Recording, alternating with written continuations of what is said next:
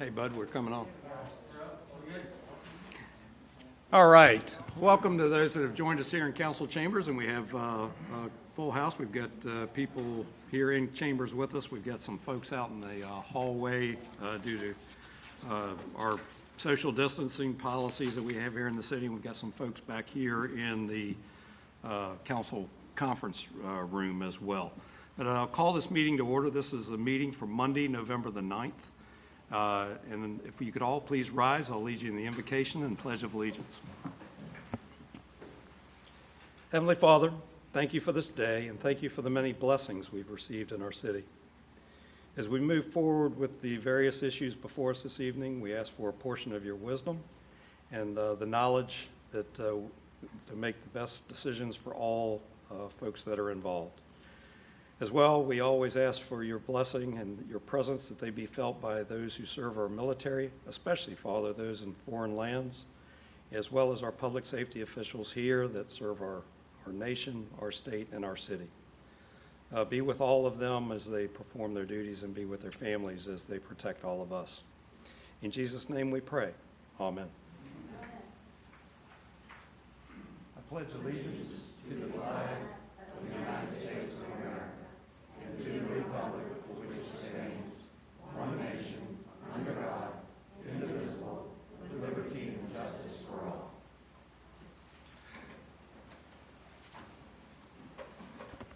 All right. First item is a special presentation, and though sometimes they can drag on, so Mr. Glenn Miller, Director of Logan and Booth, and it's important to us because this represents the audit of our financials. That is correct. I'd like to introduce Greg Miller and Logan Booth. They're with Cherry Becker. They are external auditors for the city of Poquoson, and they're here to talk about our draft CAFR that we did for the year just ended for 2020. Thanks, Tanya. We'll try to keep this brief so we don't drag it on too far. But this is our presentation to kind of culminate our audit for fiscal year 20. I don't know if you guys have copies in front of you, so it's kind of a roadmap, but everything's We up do. here. Thank you, though. Kind of our roadmap, table of contents. On the first slide is our engagement team leadership. So I just wanted to highlight, I'm new to the city of Poquoson. I'm not new to Cherry Becker, and I'm not new to governmental auditing. But I have historically not been on the city of Poquoson's audit engagement. So Cherry Becker rotated the signing director partner of engagement from a audit quality perspective. Nothing wrong with the old partner who was doing it. She'd been doing it for a number of years. So I was added on this year to provide a new perspective and fresh eyes on the city's engagement. There was some continuity between the team. Logan was the manager on the job, and he met with you all last year to discuss the results of the fiscal year 19 audit. From an engagement service perspective, within the CAFR, it's not just the city that's reported in it. You also have discretely presented component units consisting of the public schools as well as the EDA. And the schools also have an agency fund, which are the student activity funds, which is a separate set of financial statements that are issued for those. Overall, we were engaged by the city to perform audit of the financial statements, and that includes the city, the schools, and the student activity funds. Those audits also have a compliance aspect to them. First being under the governmental auditing standards, then due to the nature of some of your revenues being federal grants, the compliance around those for the Single Audit Act, and then also just being a city within the Commonwealth of Virginia carries some compliance requirements with the Audit of Public Accounts. Those compliance requirements also include an examination of the census data provided by the city and schools to the Virginia retirement system. So we perform an examination over that information. Those specifications also include agreed upon procedures of our cost transmittal report. It basically takes the information within your CAFR, reformats it into an Excel file that the state then takes to the General Assembly to help during the budgeting process. And then from a non-attest services perspective, we were engaged to help with the drafting of the financial statements as well as that cost transmittal. So our audit, we plan our audit in order to render an opinion on the financial statements included within the CAFR. The CAFR is a big document. There's multiple sections in it. There's an introductory section, financial section, stat section. Our opinion differs depending on where you are within that document. So we do an audit of the basic financial statements and the notes of the financial statements included in the financial section of your CAFR, and also have an in relation to opinion to that other supplementary information, the combining schedules in your CAFR that then roll up to the face of the financial statements. The introductory section, required supplementary information, and statistical sections are unaudited, and we do not issue an opinion on those sections. From a compliance standpoint with government auditing standards, we review internal controls over financial reporting at the city, not for the purposes of expressing an opinion on the operating effectiveness of those controls, but in order to base our audit procedures off of and design our tests around.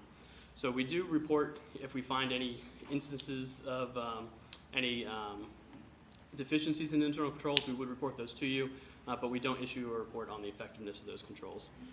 We also perform tests of compliance over material matters, whether it's to regulations, laws, grant agreements, and if anything were to come to our attention during that testing, we would report those to you as well.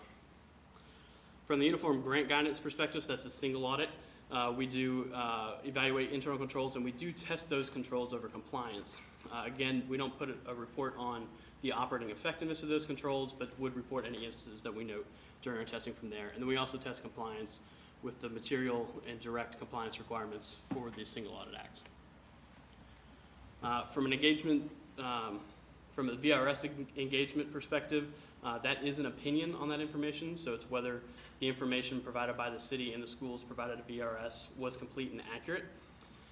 And then agreed upon procedures are exactly that. They're just procedures that were agreed upon that we perform, and we just do those procedures and report on the results of those procedures.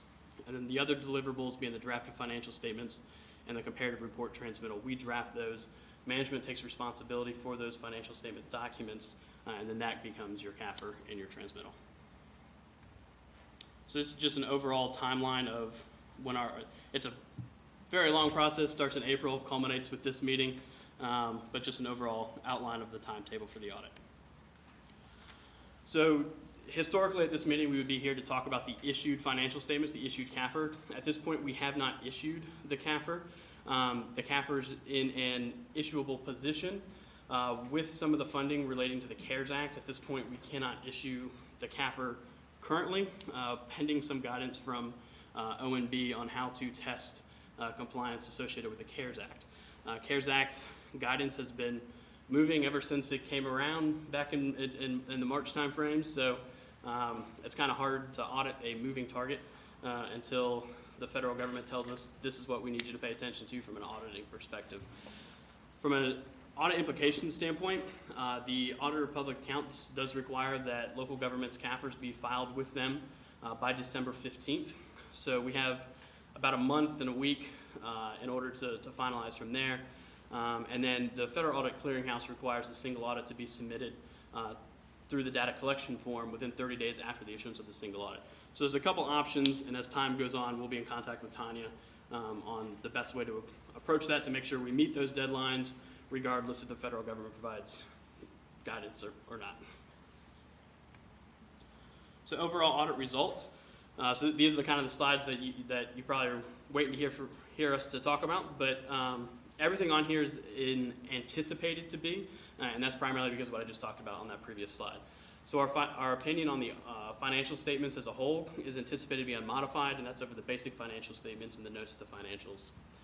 We also, as I mentioned, we issued an in relation to opinion. That's on the OSI information. So we issued opinion that information ties back to the basic financial statements as a whole. And again, we do not express any opinion on the introductory section, the required supplementary information, or statistical section.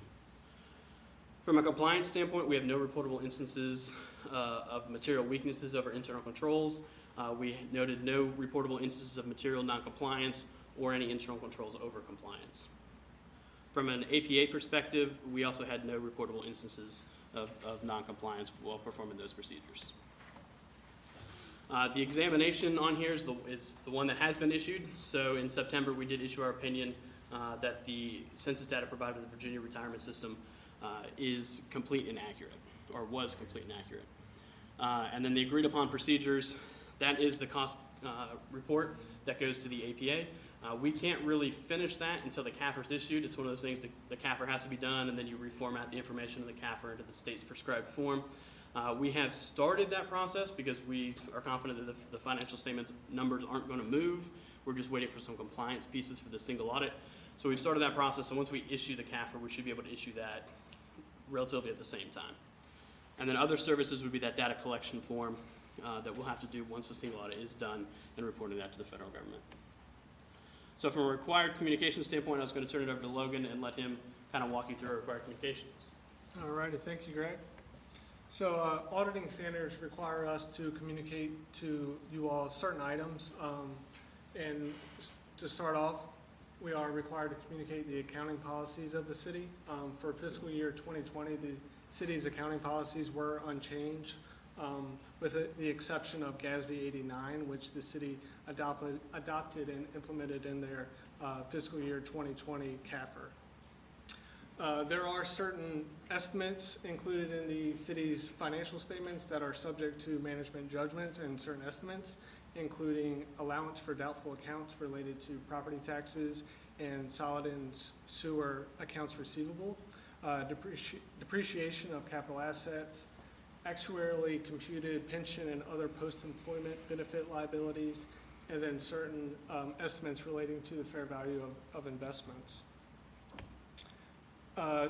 Throughout the course of the audit, we did not identify any material audit differences. However, there was one instance of an immaterial audit difference that our audit test work identified, and that related to schools' federal revenue relating to their food service inventory. And due to the nature of the audit difference and the immaterial balance, schools management elected not to make that audit difference. Audit standards require us to communicate any disagreements with management or any difficulties encountered throughout the course of our audit work, and we're pleased to communicate that there were neither of any disagreements or difficulties encountered. And then if the city's management or schools management were to consult with another accounting firm throughout the audit process, we would be required to communicate to you all, but again, we are not aware of any consultation with external accountants. And then as Greg mentioned, we are not at the point where we have issued our CAFR or our audit opinion on the CAFR, but once we get to the point of issuance, we will receive a written management rep letter from city and schools prior to issuance. And lastly, we are required to affirm our independence of the city with specific regards to our preparation of the CAFR, as that is a non-audit service. We have to ensure that we do remain independent of the city, and we can confirm that our independence is not impaired.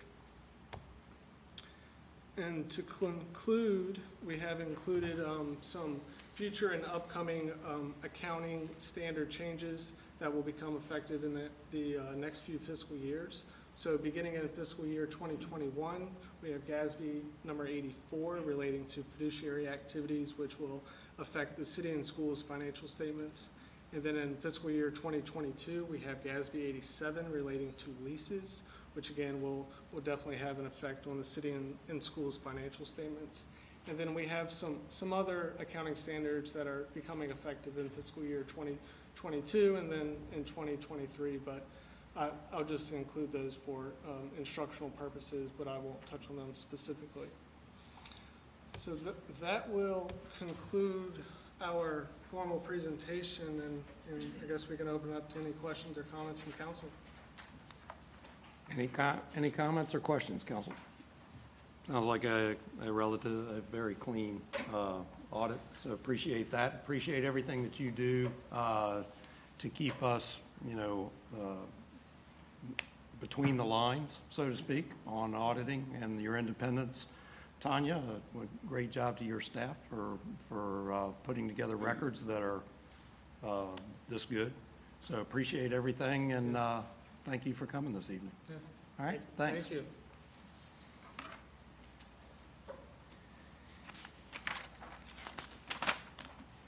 All right. Council, I'll ask you for, I'm sorry.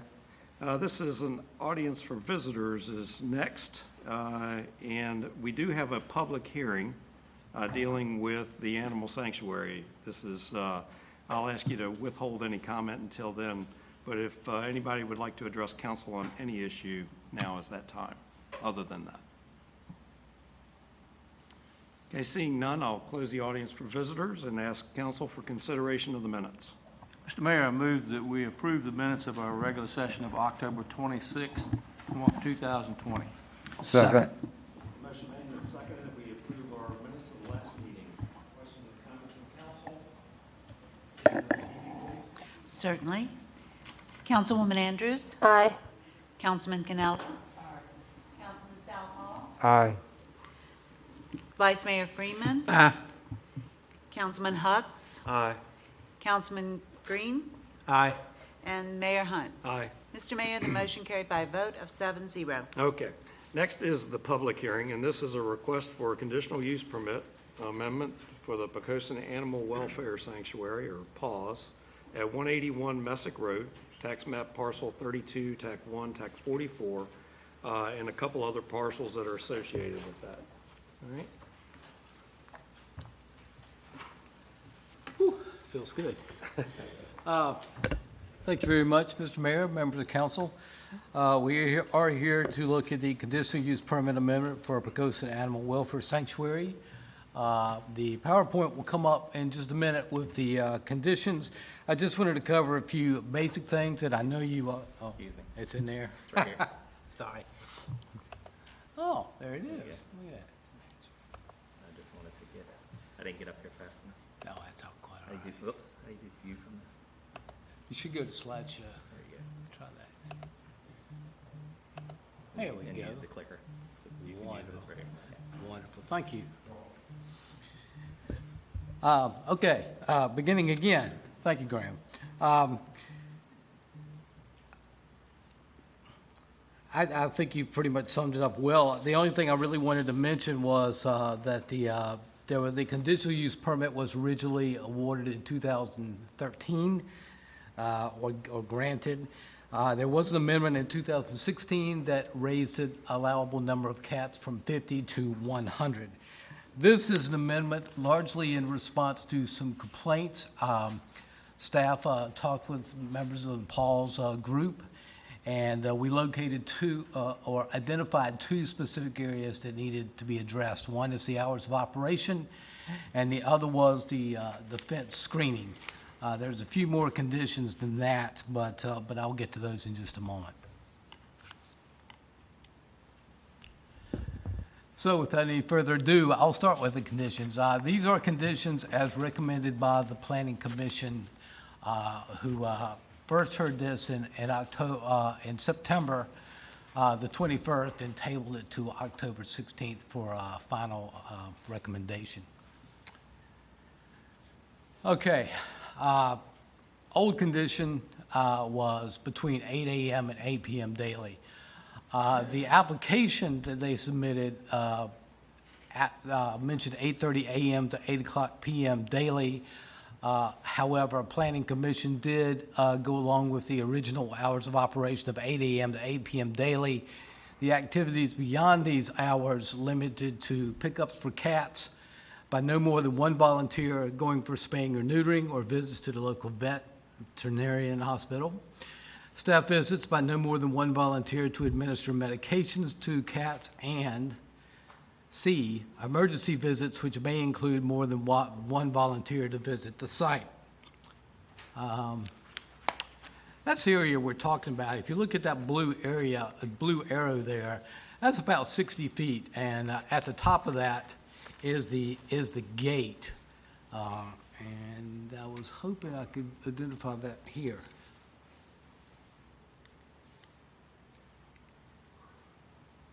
Anyway, yeah, up in there.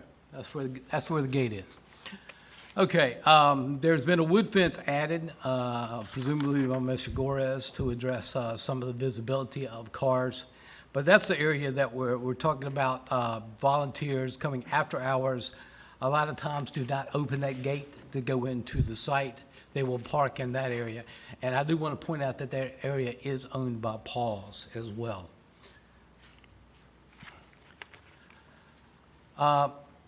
Again, staff would suggest instead of the word volunteer, using the word vehicle instead of volunteers in proposed new condition 1 for both A through C.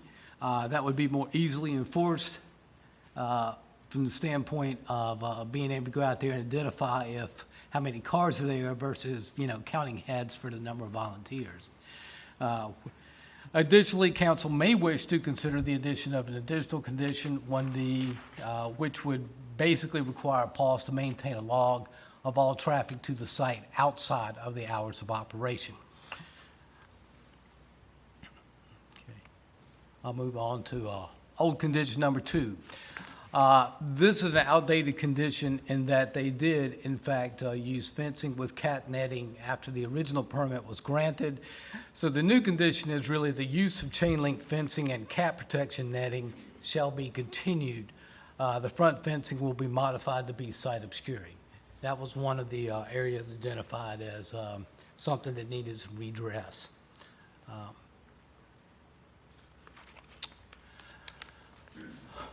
Old condition number 3, all existing vegetation located on the boundary of the property must be perpetually maintained for screening purposes. Any needed replacement shall consist of evergreens of not less than 6 feet tall at the time of planting. New condition, obviously there is vegetation along the property lines, but it's not all of it is 6 feet tall. The new condition would be all existing vegetation located on the boundary of the property must be perpetually maintained for screening purposes. The needed replacement of vegetation that was previously removed shall consist of a minimum of fencing sufficient for screening purposes, including cat protection netting to be installed within 6 months. Any further removal of vegetation shall require replacement with the evergreens of no less than 6 feet tall at the time of planting. Fencing will take the screening is anticipated to take the form of vinyl slats at this point. I know that they're working on getting some estimates for that right now. Old condition 4, this was staff monitoring the vegetated perimeter of the property to ensure that the vegetation satisfactorily screens the use from adjacent properties during all months of the year. Again, some of that fencing was removed. So the new condition is, over the course of 1 year from the issuance of this permit, the city staff will monitor the vegetated and/or fenced with cat protection netting area along the perimeter of the property to ensure that the vegetation and/or fencing with cat protection netting satisfactorily screens the use from adjacent properties during all months of the year. Of course, if the screening is found not to be satisfactory during this time, the property owner shall submit and implement a plan approved by city staff which successfully shields the site, the use from all adjacent properties. Again, this is altered just to take into account that it's not all vegetation. There's some site obscuring fencing involved. Condition 5, no change proposed. The operation is required to obtain all local, state, and federal permits. Number 6, this really is straight out of nonconformances right here. If the use is discontinued, if I can say that word, for a contiguous period of 2 years or more, the conditional use permit shall become null and void. Basically, if they go away and nothing happens in 2 years, the conditional use permit goes away. Condition 7, if at any time the operation is in violation of any local, state, or federal regulations, including the conditions set forth in this use permit, the city reserves the right to revoke the permit. No change proposed there. Number 8, as I mentioned earlier, the condition is 100 cats. It was raised from 50 back in 2016, May 23rd. Condition number 9, a little similar to condition number 7. If at any time the operation is not in compliance with the conditions set forth in this use permit, it shall be subject to revocation. No changes proposed. In fact, one of the reasons we're here tonight is because there were 2 issues that needed redress. I just want to point that out. And so we are making sure that it's in compliance with with the amended conditions. New condition number 10, this is really a subset of condition number 1. But inasmuch as they do have open hours for visitors, we did include it. The sanctuary shall have open hours for visitors Monday through Saturday, limited to the hours of 10 a.m. to 12 noon. Again, this is a subset of the overall hours of operation, but there is some outside members of the public that come to the site, not to adopt cats, but to perhaps enjoy the sanctuary cats, borrow traps, bring donations, and similar type activities. Condition number 11. PAWS volunteers shall park on the property at 181 Messick Road, either inside the gate or behind the driveway access of residents. Really, there's only one driveway access at this point, and it goes to the Goris property, and I'll point that out here in an aerial in just a second. Between the property gate and Messick Roads, PAWS shall not block the neighbor's access to their driveway. It's a new condition proposed by the applicant and recommended by the Planning Commission to address neighbor concerns. And I'll cover some of the enforcement challenges here in just a second, but it's going to require some work in terms of complaint generations and staff visitations, as I'll point out on the next slide. I think it's the next slide. Several other proposed conditions, especially that one I just read, and condition number 1 pose enforcement challenges, and that staff has limited resources to research and monitor compliance on a daily or weekly basis. Therefore, as with the existing conditions, staff compliance monitoring will rely on a combination of periodic site visits, which we'll do, which actually these conditions make clear that we will do. Review of visitation logs, should council incorporate staff suggested additional condition 1D, as well as information from any complaints the city may receive. Taken together, this should provide enough information as to compliance with proposed conditions. This information that we get along the way will be provided to the Planning Commission and City Council for use in determining if any action is appropriate in accordance with condition number 9. And if you'll remember, that condition spoke upon if the conditions aren't met, the right to reserve, the right to revoke the permit is reserved. Neither the current or recommended conditional use permits really addresses the parking or turnaround on the Goris property, which is currently rented by Ms. Nunnally, beyond the recommended new condition, number 11. And I have some pictures, and I have a few illustrations here. As I pointed out earlier, this is the area, this is the area before you get to the gate. And essentially that part you see in blue, especially that part you see in blue, are the areas that staff will need to monitor under condition 11 to make sure that the driveway is not blocked. We do anticipate some interest in this area, so staff will have to be, we're not going to be able to respond to every single complaint, but we will do it on a periodic basis.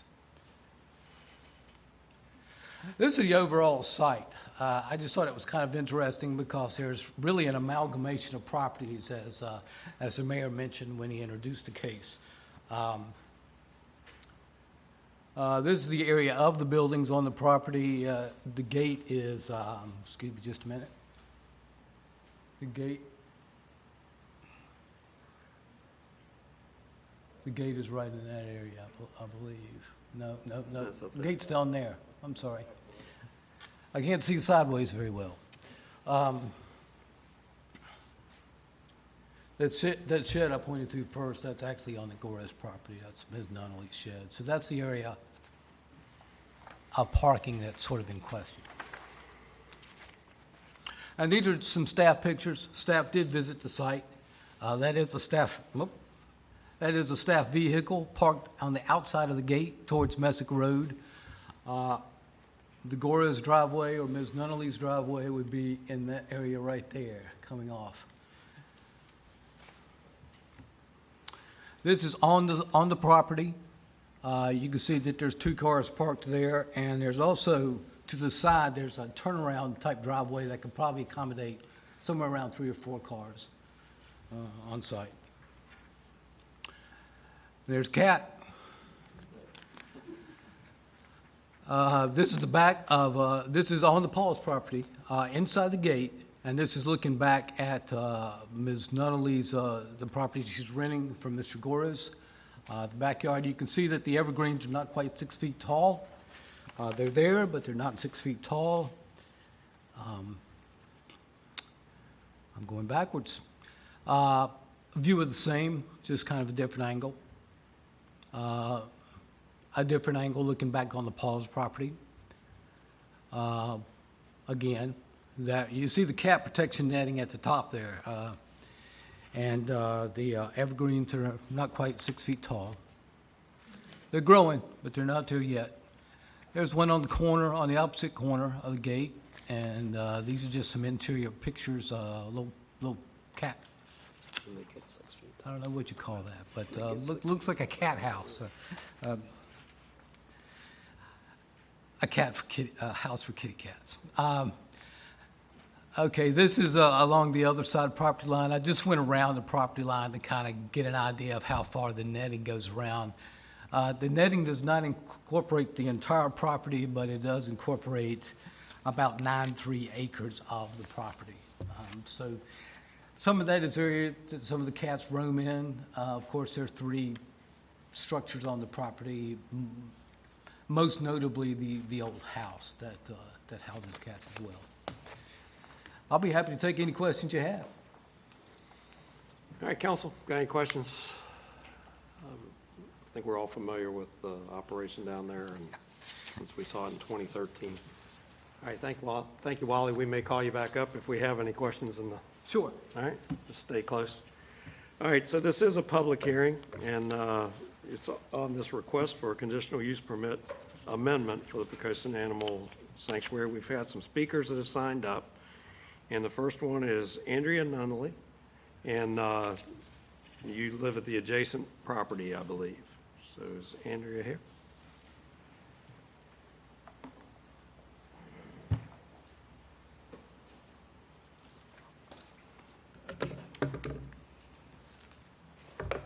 You left your mask. Your mask is Your up here. mask is up there. Can you go get it?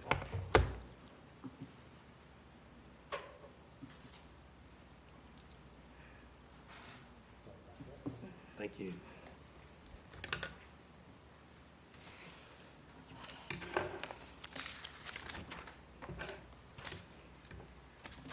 Okay. Good evening. Good evening. My name's Andrea Nunley.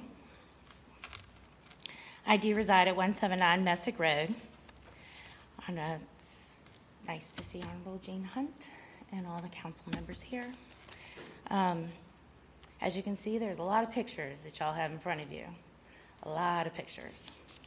I'm not sure exactly where I should begin, considering I had a speech 2 days ago, well, 2 previous meetings ago, where I discussed my initial complaint. I'm not sure if y'all are aware of that material from September.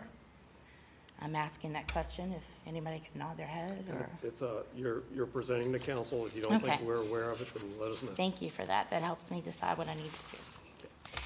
So I moved to 179 Messick Road, and while I was unpacking, a man walked up to me and said his name was Jim, and Jim was the property manager for PAWS. He shook my hand, said that no one was going to park past the tip of the garage, the white garage where I reside. There was no fence there at the time. We had not installed a fence in the front.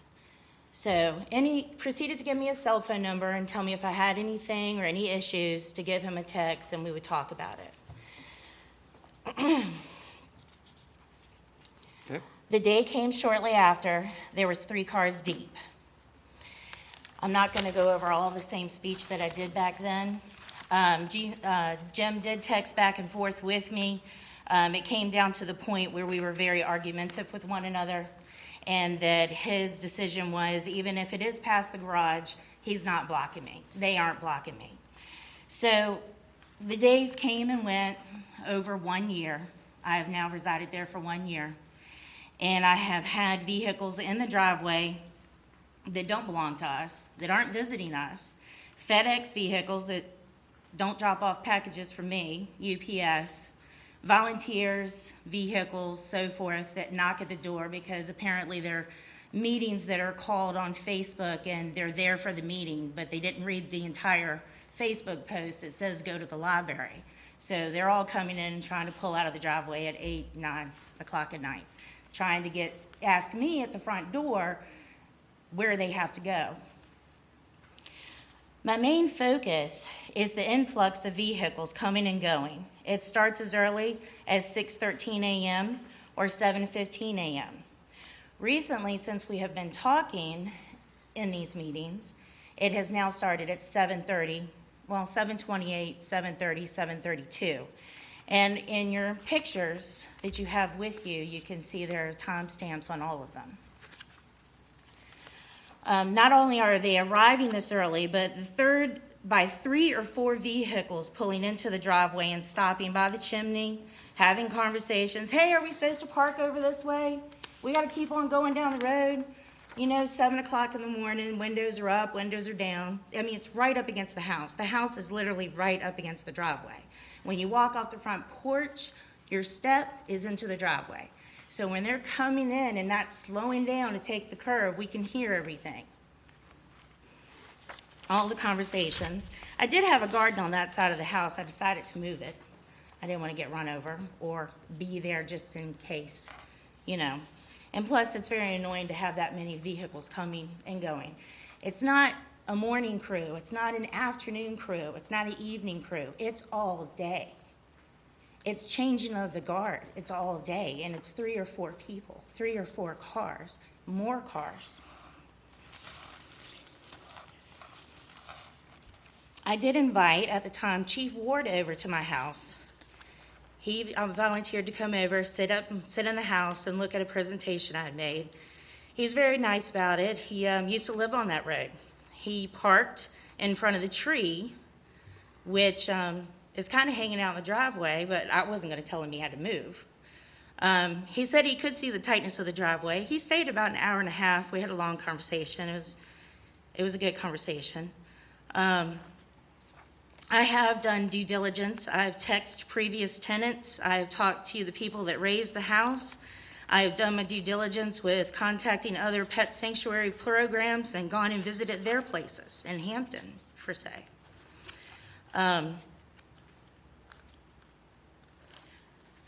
As the landlord, Norman, which is a wonderful landlord, he said he would build a fence to give me a little bit more privacy, maybe to block those cars when we're outside having to cook out, or I invite more people over, stuff like that, if I ever have people over. So he built the fence. Now they park all the way to the end of the fence. So backing out, they're there. I'm not going to hit them, but now we're 3 or 4 cars deep. So it just keeps getting more and more.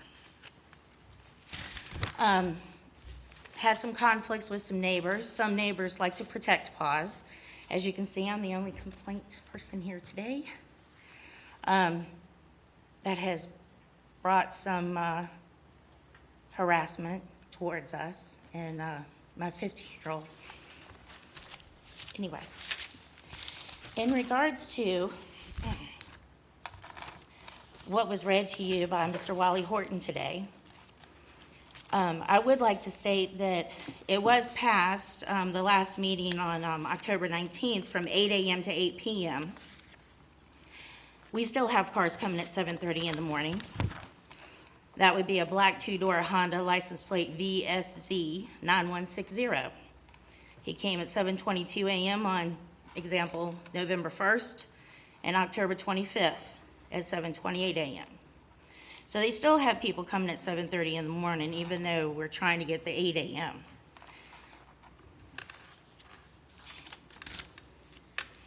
There was existing condition, which was number 2, that was discussed by Mr. Horton. 6 months from the issuance of the permit to provide the city with a plan outlining measures to be taken to ensure felines are kept within the confines of the property. I don't know how they're going to do that, considering they love to make a house and my kayaks in the backyard, especially one. There's an orange tabby. He loves to jump over that fence. But it says they have a year for this permit. As I read through, I had some other comments. The vegetation was up high that Mr. Horton showed you in the pictures. They cut it down about 6-8 months ago. So now it has to grow back. And like I said, with number 11, the new conditions, PAWS volunteers shall park on the property at 181 Messick Road, either inside the gate or behind the driveway access of the residence. My landlord called and said that Karen Air contacted him recently and wants to put a sign on our fence that says, "No parking past this point and no turnaround in the driveway." Well, we had signs up and down the driveway, and Norm, over the years of when he did reside in Poquoson, had the same no parking signs, because there's some of them are still underneath the house. Some of them got stolen or removed, just they went missing. But if you do allow her to do that, or PAWS to do that, excuse me, I would suggest not putting it on our fence. We are planning to paint it, maybe put a mural or something on it.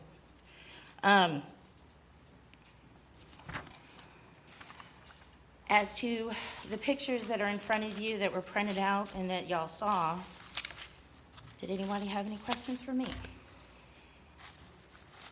Nope, no questions. Thank you. Appreciate that. I Appreciate your appreciate- presentation, and thank you for letting us know. I appreciate you for letting me talk. Thanks. All right. All right. Second speaker this evening is Alana Page.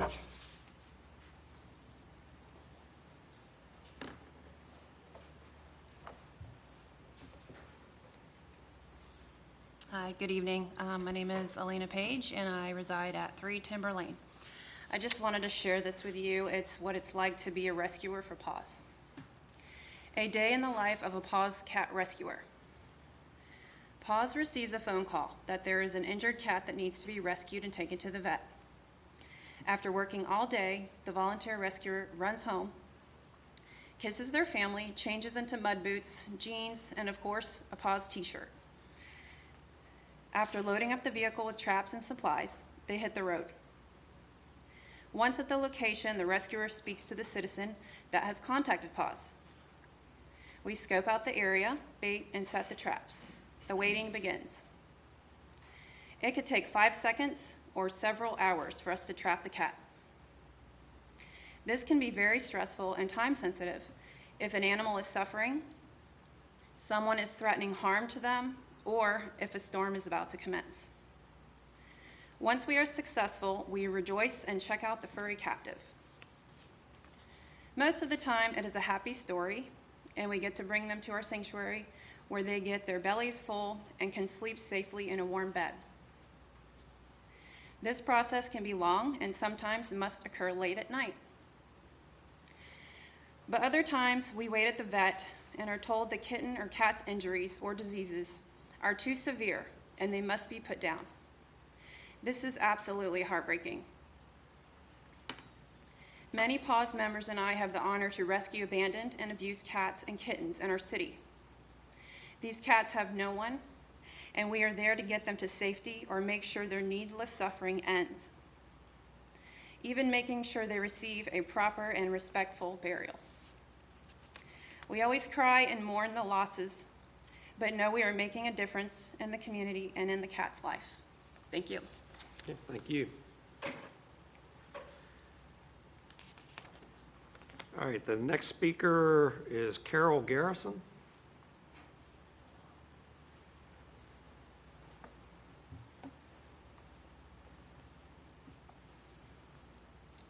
Mr. Mayor, Council, City staff, thank you for giving us the opportunity to express our point to you. I sort of got involved with PAWS because a very good friend of mine, I was talking about writing grants, and he said, "Oh, I know the group for you. You need to get involved." Because I know you help us out, but our budget is actually $80,000 a year, and that money is raised mainly from Poquoson residents. We have done a lot of work in Poquoson, and we have a lot of support in Poquoson. When it comes to parking outside of the gate, I am one of the people who park outside of the gate on certain days. On certain days, I work with the 3 on Sunday mornings, but I also go in and take food down to Shady Oaks Trailer Park.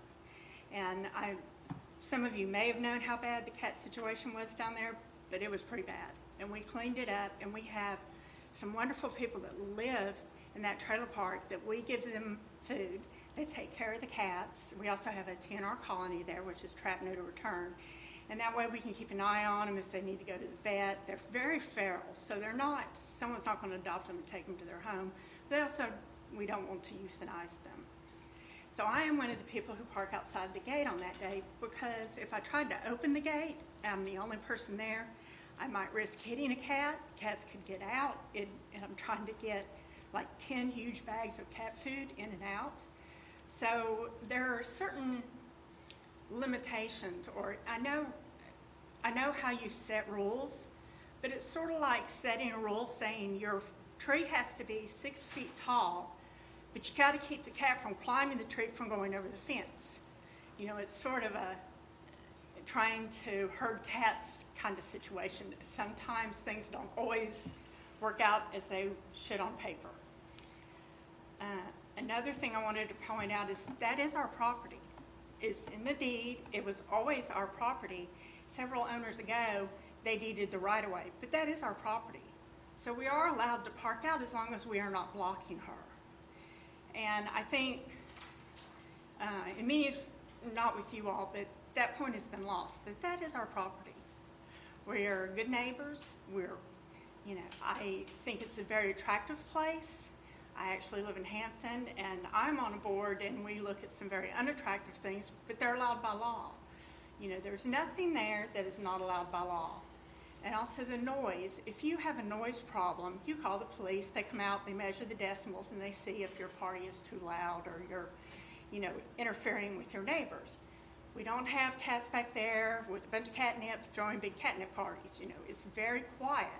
And when you talk about one truck coming in, you're also talking about the house is also on Messick Road, which is one of your busiest or your main roads in the city. So complaining about one truck coming in, to me, seems excessive. It seems more like you're just trying to cause an issue. I think we are good neighbors to the city. I think we try very hard to help the city. And I submitted a video to you, and I hope you all get to look at it. I was hoping you would show it, which was why I submitted it, prior to the time it's required, because I think it gives you a good overview of what we do, and that it is a very attractive place. I have had you hear people say, well, you're just saving one cat. But to that one cat, it's their whole life. And so we have volunteers, and several of them are in the hall, and they have their favorite little cats, and their cats are their favorite volunteers. And when you go in, you see that cat light up and run to those people. They are feral cats. They shouldn't, like any people, they should hide. They do at the Waterman. We got to clean that up. But those cats love those volunteers, and the volunteers love the cats, and they take very good care of them. So I hope you consider that in the hours. And also, there are certain times, the reason the hours, so I work on Sunday. Sunday, we have people that like to come in so they can get to church also. But you can't not feed the cats on Sunday. So we try to spread it out. Some people come in earlier, and some people, like I get there at 8 or 8:30. But some people go in earlier, do a little bit, and then they leave. And so we're, you're talking about one car going in, and when we line 3 cars up, we don't make it to the park, she says. We're not blocking her in. And when 2 cars are there, we drive in.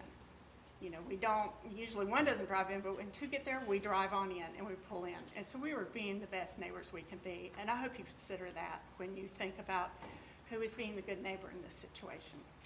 Thank you for your time listening to us. Okay, thank you, Carol. All right, Lori Cowley. All right. Oh, okay, good.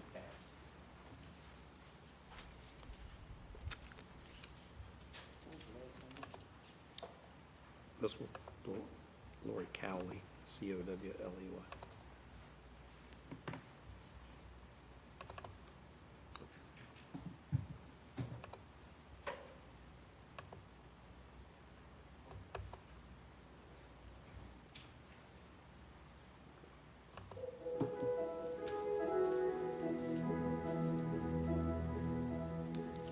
The Poquoson Animal Welfare Sanctuary is dedicated to the rescue and placement of abandoned, abused, and neglected cats in and around Poquoson, Virginia.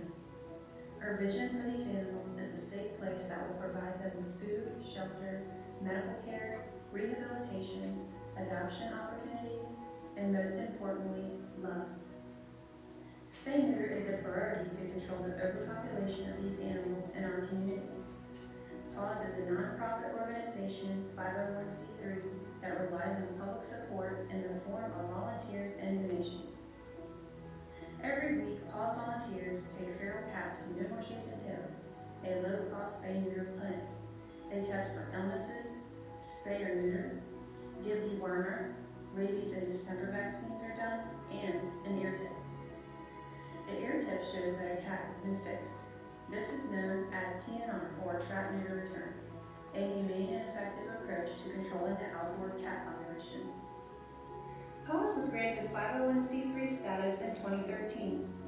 When a lovely rescuer named Barbara Holloway deeded her property to a handful of like-minded rescuers upon her death, it became a sanctuary known as PAWS. Barbara trapped, neutered, and returned many ferals in our community and was their constant caregiver even though she was battling cancer. She kept wonderful records of all the injured, abandoned, and friendly cats she rehabilitated, and she even found homes for many of them. Poquoson gave PAWS a conditional use permit to house 100 cats on a 3-acre property. Our cats are adopted by wonderful people who wish to love and to live their lives at the sanctuary. We have ferals, semi-ferals, cats with behavioral issues, and special needs cats. These are cats that would not make it in our shelter system. We have fixed over 1,500 cats in our area to stop the overpopulation and suffering. Our rescue is strictly a volunteer organization. Our volunteers are compassionate people who give their time and energy to ensure the kitties are healthy, happy, and loved.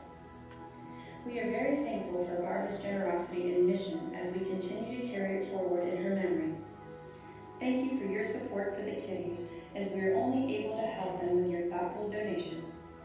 Come along and join us if you can.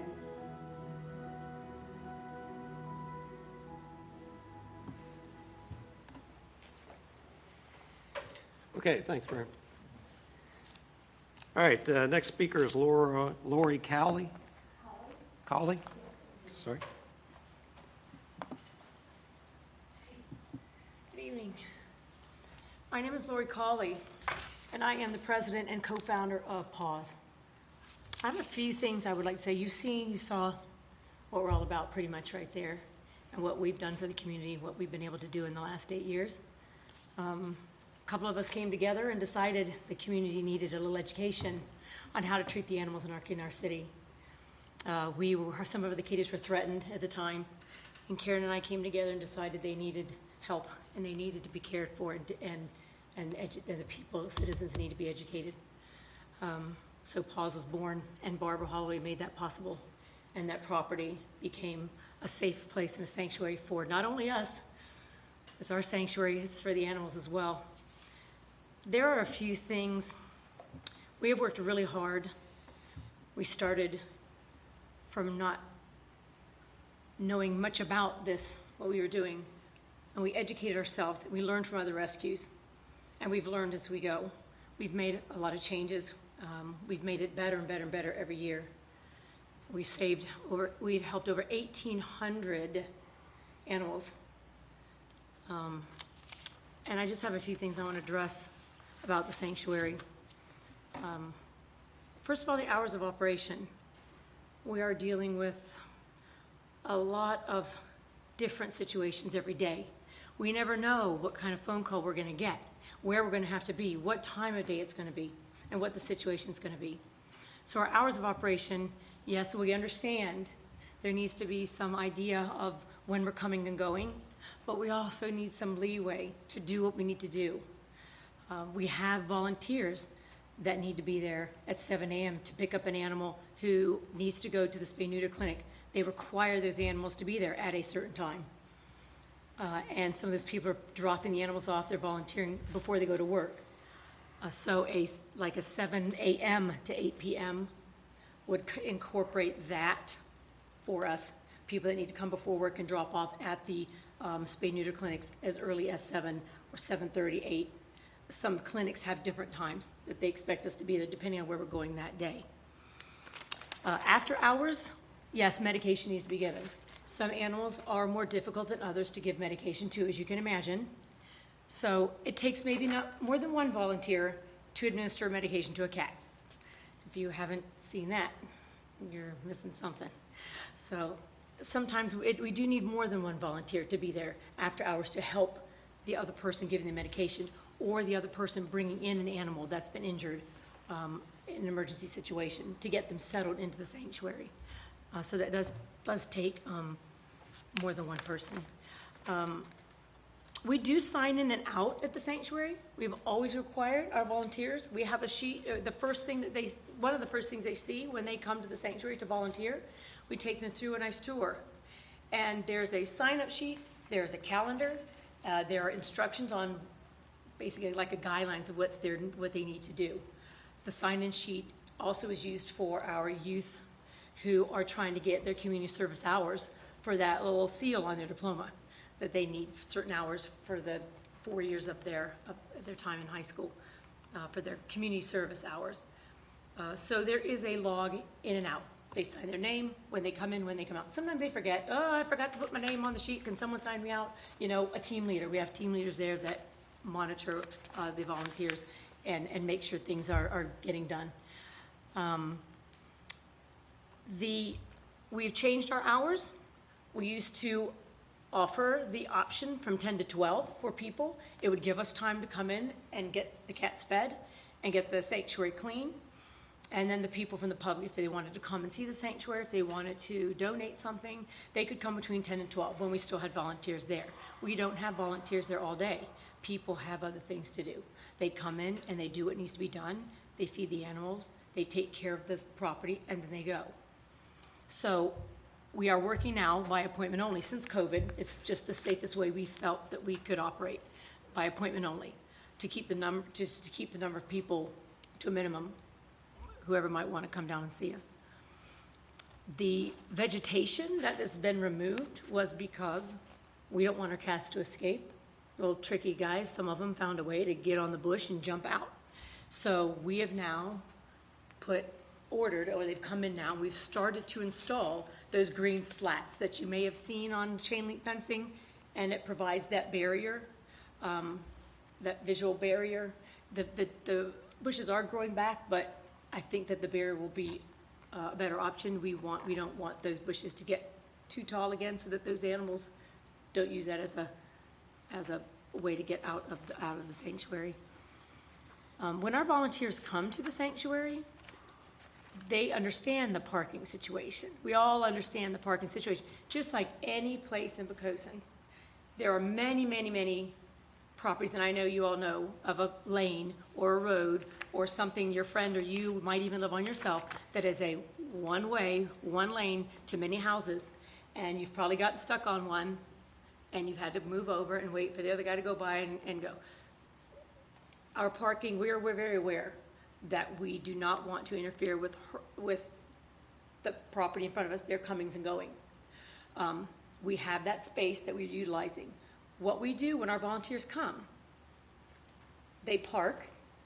When they get there, we have 2 to 3 volunteers, that's it, that do a shift. It takes 2 to do the shift. I added 1 more because I've done the shift myself for 8 years and many times. And when you have 3, it makes less work. Plus, if you have somebody who's on vacation or somebody who's sick, you're still left with 2, and it's manageable. It's a lot of work in those 3 to 4 hours that we're there. So 2 people can manage it. 3 is better. And so when they come to the sanctuary, they park, and when everybody's there, then they know, okay, let's go, let's move in. So we're not going back and forth, and opening the gate, closing the gate. We do it when everybody's there, and then they move in. When one person, maybe someone will come to check on a cat that we need to check on, looking for a cat that needs to have a vet appointment tomorrow. Someone might want to go and say, let's see if this cat's around, because we need to get him for the appointment tomorrow. They'll bring their one car, they'll park outside the gate. They're not going to bother to pull in, go through all that. They're just going to park outside, go in the fence, go and look for the cat, do what they need to do, and go. So in an instance when someone is there by themselves, they probably will not pull that car in. All the volunteers, we get the message out, we do our best to communicate with 50-plus volunteers whenever anything's different, or just to reiterate, this is what you must do when you come. When you all get there, pull in. So we've communicated. Like I said, for the most part, 3 volunteers, maybe 4. Some days it's just 2 that come. The evening shift, there might be 1 to 2 people that come to do our evening shift. And then, like I said, after hours to give meds, 1 to 2 people, or to handle emergencies. Sometimes you need more than 1 person to deal with an animal. We do have that space. We have parked cars there. As far as blocking the driveway on a consistently, no. We're parked or we move in.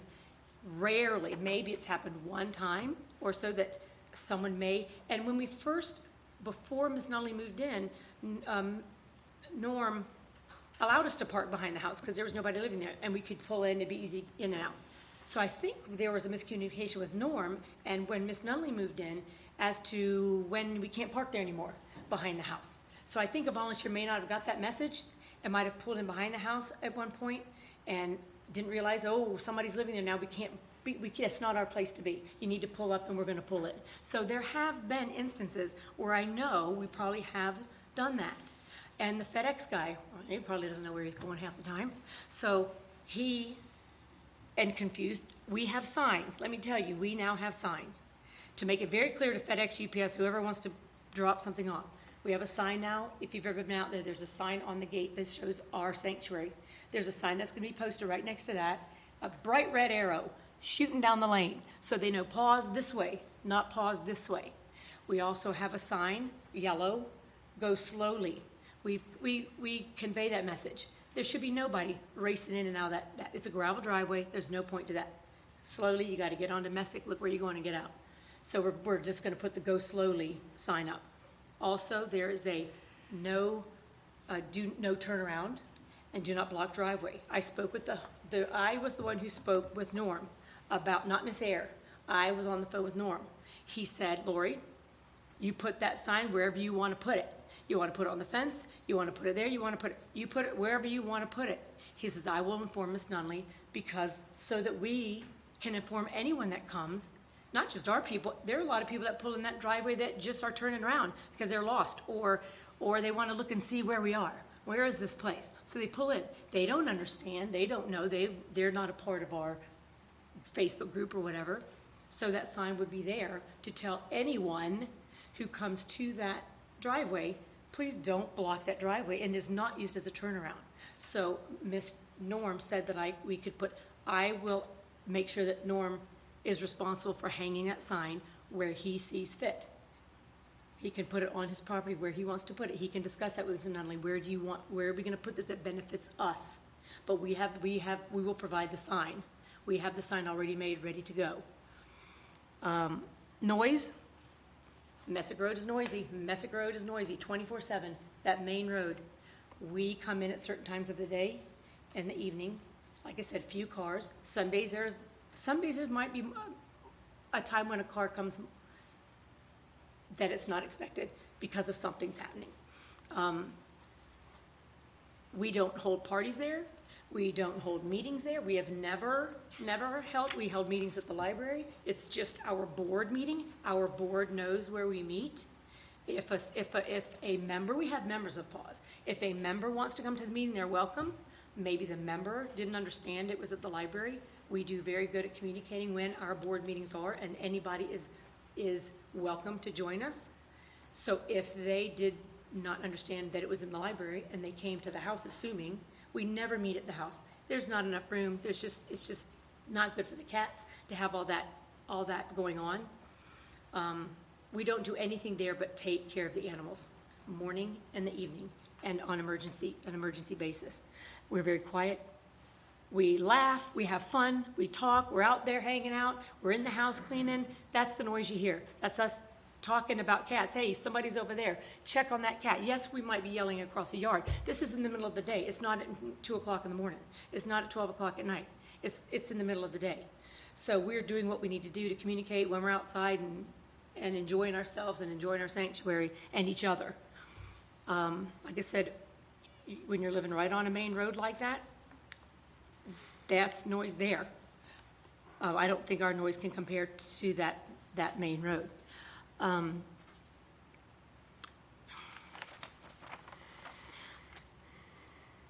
I just think that the point is missed here. We're focusing on the wrong thing. If we're focusing on a car, if it's parked this here or whatever, or what we're doing is we're saving lives, we're saving animals, we're saving a community. We're educating people. We're bringing people together for a good cause for our community. Everybody we love our community. We've grown up here. We've raised our children here. We want to do what best suits, and this is where we find our calling. This is our calling. Other people might volunteer at the hospital.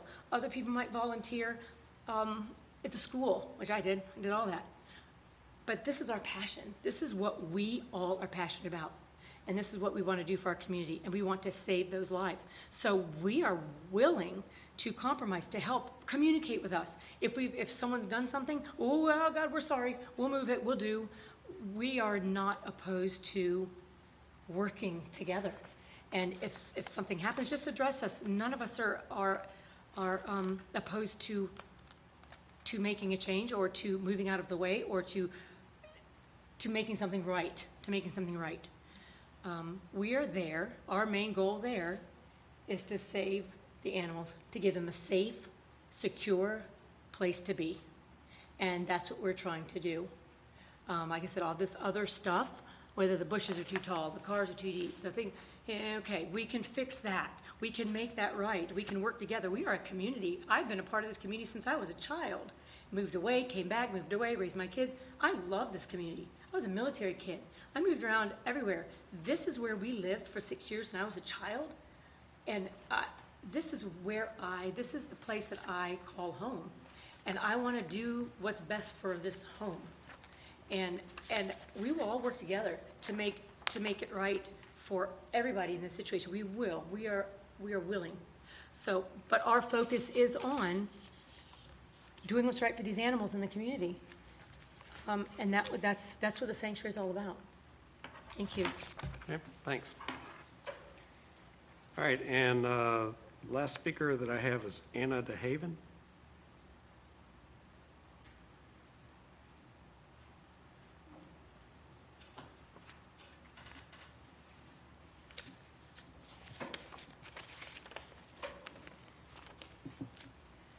Hello. Thank you for having me here tonight. I've heard all the speeches up until now. I'll be brief. I'm not here as a member of PAWS, but as a member of the community. I've lived in Poquoson as a homeowner and taxpayer since 1996. I put my son through the schools here, and he ended up with a wonderful degree, and he now owns his own home and lives in Hampton. So a couple years ago, when he wanted to adopt some cats, of course, through reputation, we knew that PAWS was a great organization. So we went to PAWS, adopted the cats. This was about a year and a half ago. It was nice. We got home, and after a couple of months, we had a problem with one of the cats, actually both of them. They were clawing up my son's home. So we called PAWS, and immediately they worked with us to get that stopped. And then more recently, in the past, say 6 to 9 months, one of the cats started urinating on him in the middle of the night. And that was a problem. So once again, we called PAWS. They instantly responded to us, and they helped us, and they took care of the problem. It happened again, and they helped us yet again. My point being with this story is that they're good people. They care not only for the animals, but also for the people that adopt them and the people they work with. I have no doubt that if we need to contact them again, they'd be more than willing to help us out. So, again, I said I was going to be brief, and I think that's about it. My point in talking to you today, and I emailed the council also this morning, is to let you know that I think these people are wonderful people, caring people, not just for cats, but for people too. That's all I have. Okay, thank you. Certainly. All right, that's all the folks that signed up to speak. Is there anybody last minute that wants to speak?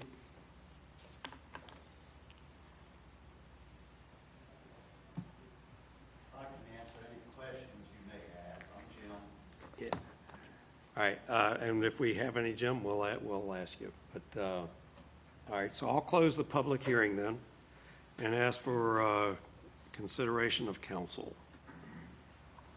Mr. Mayor, I move that we adopt a resolution approving a conditional use permit amendment for pet sanctuary, in parentheses, Poquoson Animal Welfare Sanctuary at 181 Messick Road, tax ID number 32-1-44, with additional properties included in the original approval identified as tax ID number S32-1, 42, 32-1-43, and 32-1-39, with the following changes to the conditions we were given.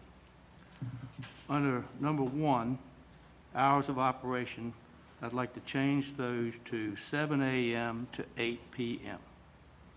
Under 1A, pickups for cats by no more than 2 vehicles, period. Strike the rest of that sentence.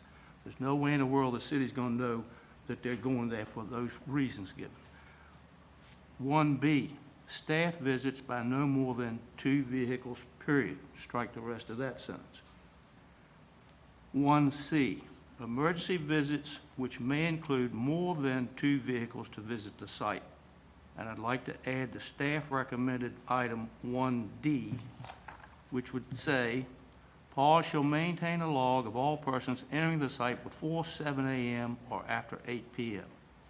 PAWS shall provide access to city staff upon request for the purposes of monitoring compliance with the conditional use permit conditions. And in addition, under the new condition number 10, I'd like to strike that in its entirety. And number 11 will become number 10. Strike the first sentence because it's redundant with the second one, and retain just the second sentence that says, PAWS shall not block the neighbor's access to their driveway. And that's all the changes. Second. Okay, motion made and seconded that we modify this in that manner, and then that staff regularly monitor it, right, for that they're following the rules. All right, so I'll open this up for council comments or questions. Yeah, do I understand that we're talking about 2 vehicles, but if there's a special need that arises, they could have 3? Okay, and it's my understanding from the speakers that if they have 2 cars there, that they pull through the gate? That's what I understood. So if they have 3 cars there, all 3 would go through the gate? And they're not going to be blocking the neighbor's driveway? All right. Anybody else? They are, right, I just wanted to clarify that. For emergency visits, they can have more than 2, correct? More than 2, yeah. If it's an emergency vehicle, okay. All right, anybody else? All right. Evie, please. Certainly. Councilman Green, Aye. Councilman Hucks, Aye. Councilman Canella, Aye. Councilman Southall, Aye. Councilwoman Andrews, Aye. Vice Mayor Freeman, and Mayor Hunt. Aye. Mr. Mayor, the motion carried by a vote of 7-0. Okay, very good. Anybody wants to sit here and wait for the rest of the meeting? We've got a lot of good things going on the agenda, or you're welcome to take a slip now. All right, but I want to continue on because council here has some things to do. If y'all can do that quietly, I'd appreciate it. All right, new business. Ordinance to transfer funds to the general fund for fiscal year 2021, this dealing with the fiscal stability fund.